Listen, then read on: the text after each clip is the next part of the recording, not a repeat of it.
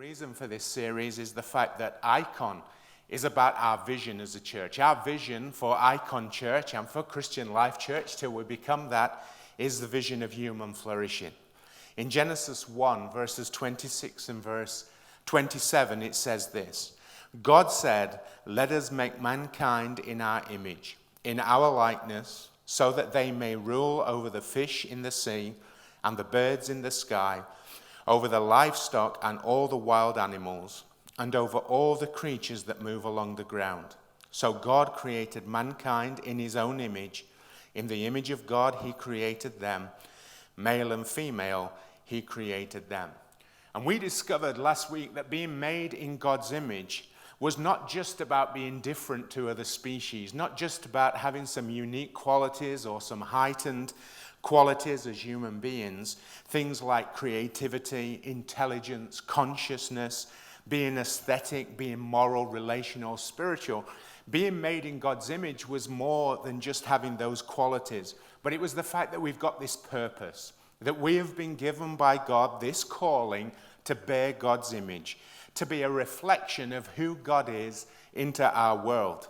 A mirror, as it were, that reflects God's goodness, and a mirror that reflects his goodness in four directions. Firstly, we reflect that goodness back to God. Secondly, we reflect that goodness to other people. Thirdly, we reflect that goodness in ourselves, that we love others as we love ourselves. And then fourthly, as we reflect that goodness into our world. We asked the question last week, if that's true, that that's our calling, that's our purpose to reflect God, which God do we reflect, and what kind of God do we reflect? And we came to the conclusion that really the only God that we need to reflect is the God that we see in Jesus. In fact, the Bible teaches us, let me just read a few verses to us. Firstly, John 1 and verse 18, it says this: "No one has ever seen God, but God, the one and only." It's talking about Jesus, God himself, the one and only, who is at the Father's side, has made him known. What an incredible verse that is. No one has ever seen God, but Jesus has made him known. So the God that we're meant to reflect is the God who is like Jesus. We find those same thoughts in the book of Colossians, chapter 1 and verses 15 to 19, where Paul writes these words. Paul, one of the early church planters, the people who started the church and got it thriving and flourishing, he said this: "He," talking of Jesus, "is the image of the invisible God." By the word, that word image is icon. "He is the image of the invisible God, the firstborn over all creation. For by him all things were created, things in heaven and on earth, things visible and invisible, whether thrones or powers or rulers or authorities. All things were created by him and for him. He, Jesus, is before all things, and in him all things hold together. And he is the head of the body, the church.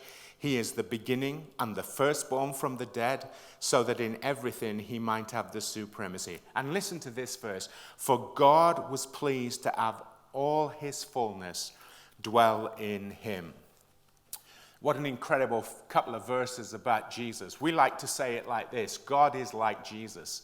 God has always been like Jesus. There was never a time when God wasn't like Jesus, but we haven't always known it. And so we began our series thinking about, to reflect that God, well, we need 3 healthy relationships. And the first was a relationship with Jesus. And today I want to talk about the second, which is a relationship with others. That we actually need to have a relationship with others, a healthy relationship with others, if we're to reflect God well. And remember why this matters. This matters because if those relationships, these 3 relationships that we're going to talk about, aren't healthy, then actually our ability to reflect God well gets hampered and gets hindered. So we're going to talk about relationship with others. Now I'm going to do something a little bit different today. I'm going to teach, I guess, more than preach. Normally I like to preach and I like to give it everything I've got. But today I want to teach this thought to us. And that's why I've got this screen, and that's why I'm going to be able to share with you through this message. First of all, let's look at this thought. A healthy relationship with others will depend on our story of what it is to be human. Our story of what it is to be human will depend on our story of power, and our story of power will depend on our story of creation. I want you to imagine that you're alive and it's 3,000 years ago, and you're an 8-year-old boy and you're an 8-year-old girl. And it's 3,000 years ago, there's no electricity, there's no gas, there's no refrigeration. And you're living in the Middle East, let's say Babylon. And you're living in Babylon and it's 3,000 years ago. And one dark evening, you go outside with your mother. And you look up at the stars in the sky, and of course the sky is as black as the sky can be. And you look up at that black sky and you say to your mum, "What is that?" And your mum says, "Well, I'm glad you asked the question. Many, many thousands of years ago, there was this god called Marduk. He was a god of order. He liked everything controlled and everything in order. But there was this other god. It was actually a fish-like god called Tiamat. And she was the goddess of chaos. And these gods had a war. And in this war, Marduk kills the fish-like god called Tiamat. And after he has killed her, after he has won the war, he fillets her. I know it's a little bit gory and a little bit brutal for an 8-year-old, but this is the story your mother would have told you. And what you can see, that sky up there, is the top of that fish fillet. And you look at the sky and you say, "Oh, okay, Mum. But what are those twinkly things? What are those things that are shining in that sky?" And your mother says to you, "The stars? Oh, they are the congealed drops of blood that came from that top of Tiamat's body." And then as you look down, you see the ground, and you say to your mum again, "What is this ground, Mother, then? If this sky is what you describe, what is the ground?" "Oh, well, that is the bottom fillet of the fish. We are standing on the rotting flesh of Tiamat, that god." "And Mummy, what are we?" "Well, we are the congealed drops of blood that came from the bottom fillet of the goddess Tiamat." 20 years later, you're now 28 years of age, and you're in that Middle Eastern region, and you meet some Hebrews. And one night, it's similar to the night when you walked outside with your own mother, but now you can hear the Hebrew mothers teaching their children. And sometimes they would tell their children their creation story. And their creation story was very different to the one that you were taught, because it was a poem, it was a song. And you can hear the Hebrew mothers teaching their children this song, this poem. And it went something like this: "In the beginning, God created the heavens and the the earth was without form and void. It was chaotic. But God said, He saw it, and it was good. God said, God saw, it was good. God said, God saw, it was good. God said, God saw, it was good. God said, God saw, it was good. God said, God saw, it was good." And you can feel the rhythm of this poem, and you can feel the song that's coming out of these women. And then the song slows down, and the rhythm of the poem slows down. And the Hebrew mothers say, "And then God said, let us make man in our image." Our story of creation will determine our story of power. Our story of power will determine what it is to be human. And our story of what it is to be human will determine whether our relationships are healthy.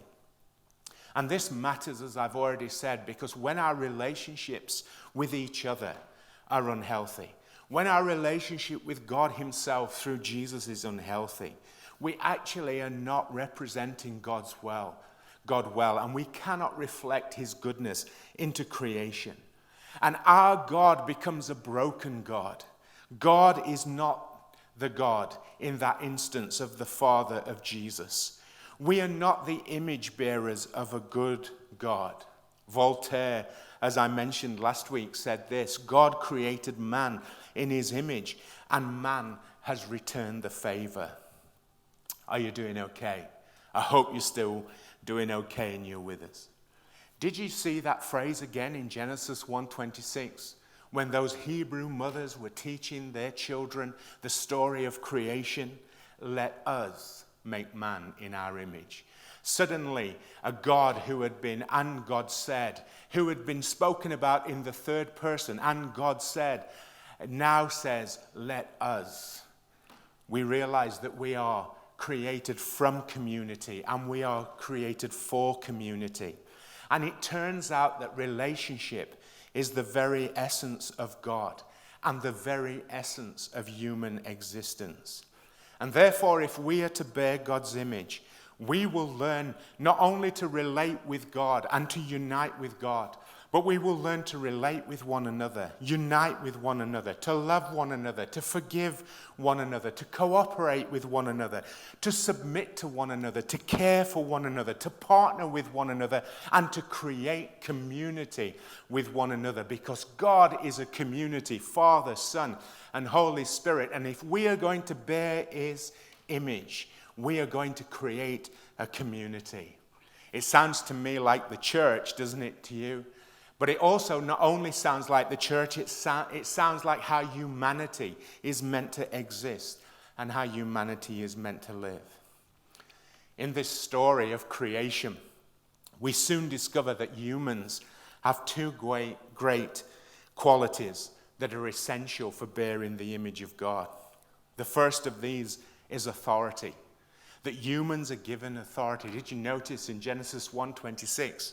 Let us make man in our image and let them rule. Let them rule. They were given authority. We can define authority as the capacity for meaningful action, the capacity to know that they can do something about their lives, they can do something about their circumstances.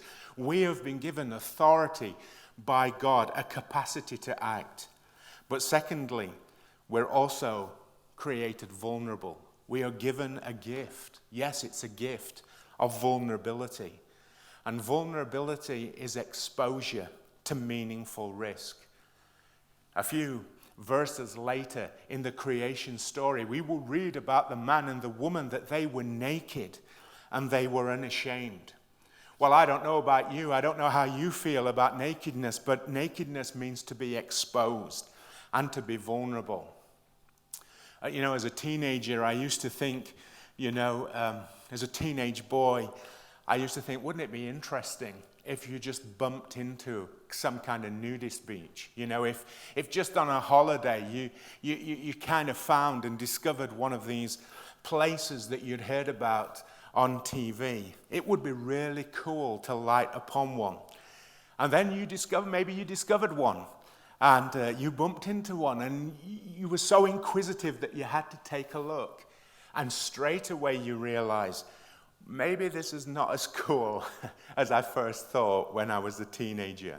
Maybe you're in Greece or you're in Portugal, and you see the sign and you think, I've got to take a peek, I've got to take a look. But all you find is a beach full of British tourists trying to be naturists, but actually just becoming red like lobsters. And when you see that, you become thankful for clothing. You become thankful for clothing because it covers up your vulnerability and it covers up your shame. To be naked means to be open to another. It means to be vulnerable. Humans are the only creatures that are born naked, and we stay that way for the rest of our lives. Now, before somebody shouts at me, there are a couple of exceptions. First of all, there's the naked mole rat. And also, there are hairless cats. And apparently, in terms of hairless cats, you can see YouTube videos and watch pictures on the internet. But I've been warned, people have said don't do it, because once you've seen the hairless cat, you can never get that image out of your mind. It can never be unseen. But humans, we're born with authority, but we're also born with vulnerability. We're born naked, and we stay that way. We stay vulnerable throughout our lives.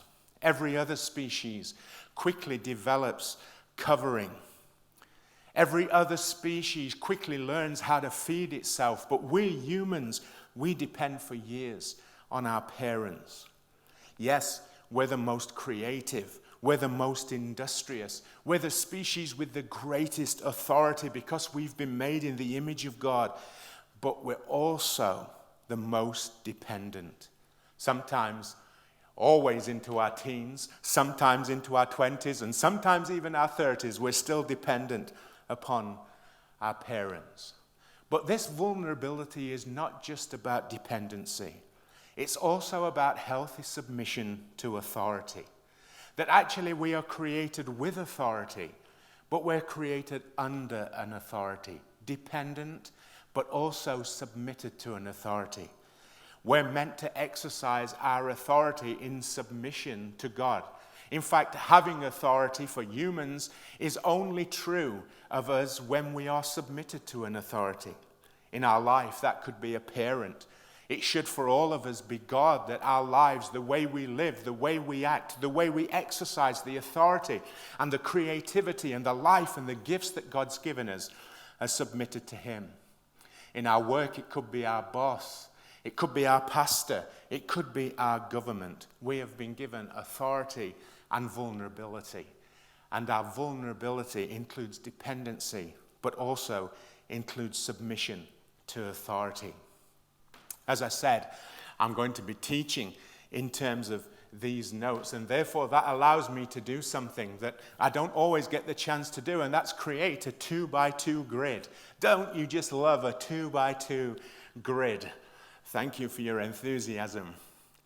When we have authority, the capacity for meaningful action, and we have vulnerability, dependency on other people, but also submission to authority and exposure to meaningful risk, this leads to flourishing.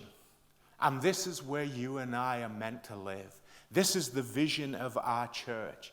When we realize that we have got a capacity for action, and we can engage our skill and all the human qualities and gifts that God has given us, and that we can use them, and we can grow them, and we can develop them. This is using well our authority. And also, alongside that, we have an exposure to risk, a meaningful exposure to risk, which means there is a chance of loss. That we are both dependent on others and cooperating with others and united with others and creating community with others, but also submitted to authority. When those things are in place in our lives, that's when we discover human flourishing. Our vision at Christian Life Church and our vision as IKON Church, when we become IKON Church in the future, is simply this: human flourishing. And therefore, we believe that if we are going to be successful, and if we are successful, that will result in people doing well in every area of life. And that will happen as we individually and we collectively embrace authority, embrace the capacity to act, the gifts, the abilities, the skills that God has given us, and we use them in submission to Him. But we also embrace vulnerability. We also embrace risk. But what happens when we move down and to the right? What happens when we've got high vulnerability, total exposure to risk, but we have low authority? When we have no capacity for meaningful action? Well, when that happens in our life, we find ourselves in poverty. And poverty is not just the lack of money or resources, but it's a high exposure to risk with no capacity to change it. Poverty is being in a place where you feel completely exposed, completely naked, completely vulnerable, and you feel like there's nothing you can do about it. That can be true of the economy, that can be true of economics, finance, money. You can feel like that. You can just feel overwhelmed financially and feel like there's nothing you can do. There's no way that you can raise more money. There is no answer to your problems. But it can also be true about our thinking, It can be true about our emotions. It can be true about our relationships. We can feel at times that we're in places where we're completely exposed to risk and loss, and there's nothing we can do about it. That's poverty, and that's where we go if we're just completely vulnerable, but we have no sense of authority. What about down and to the left? When we decide that there's no meaningful action that we can take, there's nothing that we can do, or even there's nothing we want to do, but also there's no exposure to risk. This is a place of indifference or a place of safety. Now, I know safety sounds like a positive space. In this context, it's not. Please bear with me. This is a place where you and I, we might withdraw, where we've got no intention to act. We see things, we hear things, we think about things, and we just withdraw. There's no sense of using our skill, our ability to make things better, to act in a positive way. But also, we've no intention to expose ourselves to risk. No intention to put ourselves in a place where we might be hurt or there might be loss. We actually withdraw. We live behind protective walls. We create life's gated community, if you will, and we've no intention of getting involved. I think for most people, they can't live here. Not many people can live here. Maybe this is the domain of the privileged, but it is a place that many people choose, and a place that many people want to live in, a place of withdrawing, whether it's from the world's problems or their own problems, a place where they want to feel safe, but ultimately it's not a place of safety because it's not a place of flourishing. And what about the final area? Up and to the left. This is a place where you've got high authority, where your capacity for action is off the charts, where you feel that you've got the ability and you can do things and you can change things and you can control things, but you have no exposure to vulnerability, the power to act, but no exposure to loss. What are the characteristics of this location? Well, here we find idolatry and injustice. And this is the domain which is the promise of every idol. It's the promise of Satan to Adam and Eve in the garden. When he says in the garden, first of all, if you eat the fruit of the tree that God has told you not to eat, you will be like God. Can you see there that Satan is promising him, you'll have total authority. You'll have the same power as God. You will be like God. But then the serpent says, and you will not die. Can you see there? There's no exposure to risk, and there'll be no loss.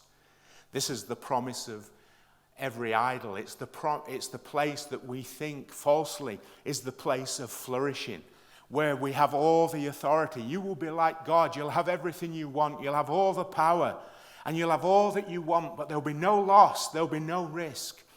It's the place we've all dreamed of. I don't know if, like me, again, maybe in your teenage years or your early 20s, you dreamed of living in a place where everything went perfectly all the time. A place where you had everything you need to answer every problem. But actually, there was never any loss or never any risk. And you thought, wouldn't that be an incredible place? Wouldn't that be a place of flourishing? One of the idols that we can make in our life, and you know, this idol, there's nothing wrong with this idol. There's nothing wrong with money, but the wrongness is when we make it our idol. But money wants to promise this to us. I want to have enough money to do whatever I want. We've all dreamed of that. And enough money so that any risks that comes my way, I can take care of. It's the promise of every idol. And some idols are able to deliver initially, but ultimately they all fail. And eventually, this place leads to poverty. Because it's not just a place of idolatry, it becomes a place of injustice.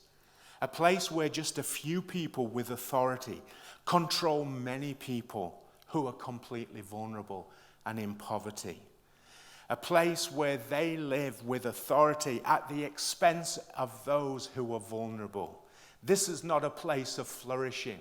This is not a place of being blessed by God and bearing God's image. This is a place of injustice. And these are the two things that God says he hates more than anything: idolatry and injustice. When the poor, the vulnerable, and those in need are controlled by those who have the power and the authority. The place of flourishing is not here.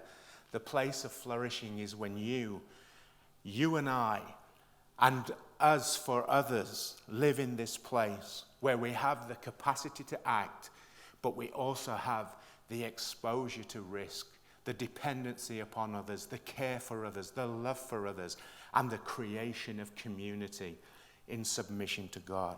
So as I close this message this morning, thank you for letting me teach you this morning. Thank you for letting me take this time through this 2x2 grid. I've enjoyed it so much.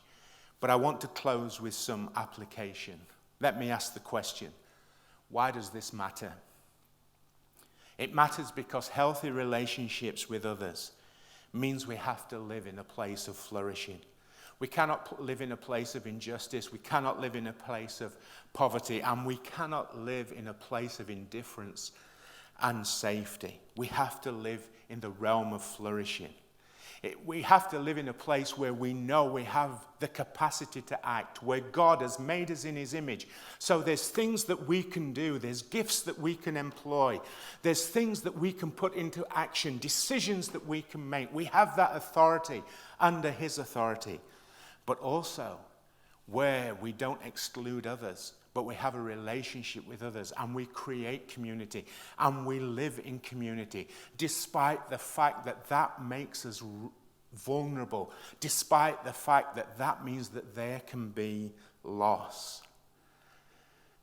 We have to create an environment where we have this exposure to risk, that through love and service and sacrifice and trust, just like God, the God who is the Father of Jesus anyway, just like that God, that we are able to live in this place of flourishing. Let me ask 3 questions as I close finally. Here's the first. Am I playing it safe?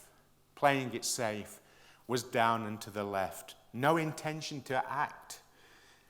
Low involvement, low risk. It sounds ideal, but it doesn't deliver. It doesn't deliver because you and I were created with purpose and meaning. And therefore, this realm does not fulfill us. This stance does not lead to flourishing in our lives. Let me give you an example of someone who came to our church and became a Christian. They actually had got a difficult background and difficult relationships. And they'd struggled to forgive their father. And they even said to me one time, Paul, me and my father, we hate each other. We don't speak to each other. We've not spoken to each other for years and years and years. And then a few years later, the father of this man became ill. And he decided he wasn't going to act. He wasn't going to expose himself to risk. He wasn't going to get hurt. And he kept justifying that by saying, my dad doesn't want anything to do with me. But then one day he came to me and he said, what should I do? What should I do? And I realized that him doing nothing, him not acting, and him not exposing himself to risk was hurting him and eating away at him. And so I said, I think you've got to take a risk. It's going to be hard for you, but you've got to have the courage to approach your father. And he did. And he came back and he said, Paul, it didn't go well. It was just like it's been for years and years and years. He rejected me, didn't want anything to do with me. And he came and he was shaking and he was in tears. And I sat there and I wondered, did I say the right thing? Did I tell him the right thing? But what I didn't know is that step of risk and that step of courage had created in him courage to keep going back. I don't know how frequently, but a few years later he came to me. And he said to me, Paul, that first step of courage, that first step of risk gave me the courage to keep going back. And recently I've been, and my father and I, for the first time in over 20 years, we're talking to each other. We're speaking to each other. I left my father's sickbed and I told him for the first time in over 20 years, Dad, I love you. I love you. That's the realm of flourishing. And it only happens when we take the authority and we act in a way that exposes us to risk. Church, we can't play it safe. In our groups, we can't play it safe. In our ministries, we can't play it safe. We cannot. We must ask ourselves the question, and I'm asking myself the question today, am I playing it safe? And we can't do it because it never leads to flourishing. We are people of faith. We have to embrace change. We have to embrace action. We have to take risks. We have to take the comfort of today and exchange it for the flourishing of tomorrow. Resistance to change is a refusal to grow. Am I playing it safe? 2 more questions. Do I know I've got the power to act? Have we forgotten that we've been made in God's image, that we're created and we've been given authority? Is there some area in your life where you are thinking, there's nothing I can do? I want to tell you today that's a lie. That's a lie. You are made in God's image. There's something you can do, even if it's asking for help, even if it's taking a first step of courage. There's something you can do because you've been made in God's image. I wonder if there's something you've said, I can't, and whether God is saying to you today, I'm reminding you that you can. You can. You've been made in my image. You've got the power to act.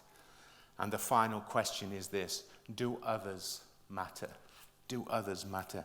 I want to read one last verse. It's in Galatians chapter 6 and verse 2, and it says this: carry each other's burdens, and in this way you will fulfill the law of Christ. Carry each other's burdens, and in this way you'll fulfill the law of Christ.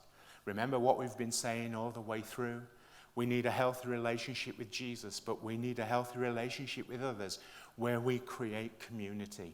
And in that community, we stay with one another and we carry one another's burdens. And as we do that, we fulfill the law of Christ. We are meant to be image bearers. We are image bearers. We are people who reflect God's goodness into the world, and we reflect God's goodness to others. This is our message, that we love and we care for one another and we carry one another just as Jesus has carried us. We are humans, therefore, with the power to act and with the vulnerability to risk. And if we live like this, we will flourish. People around us will flourish. Our church community will flourish.